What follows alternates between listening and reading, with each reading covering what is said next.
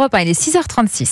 Et dans moins de 37 heures maintenant, le coup d'envoi des Jeux Olympiques de Paris 2024 sera officiellement donné. Avec cette cérémonie d'ouverture sur la Seine, un spectacle pour l'histoire, une dizaine de millions de touristes attendus dans la capitale dans les prochains jours. C'est évidemment un défi colossal pour de très nombreux secteurs, notamment les services d'urgence comme le SAMU. Caroline Baudry a pu constater que tout était prévu pour faire face à des conditions de travail inédites.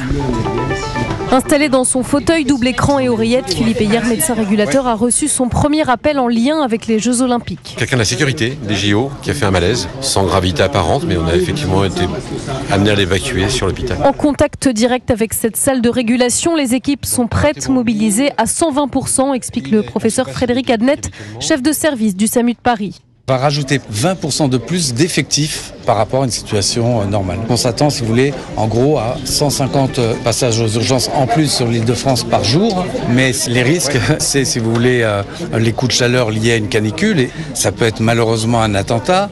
On a dispatché du matériel de catastrophe un peu partout dans Paris pour arriver le plus vite possible dans le lieu où se passerait un événement sanitaire exceptionnel. Autre scénario auquel les services sont préparés, l'effondrement d'une tribune, un mouvement de foule ou une attaque informatique sur les hôpitaux parisiens. Le reportage européen de Caroline Baudry.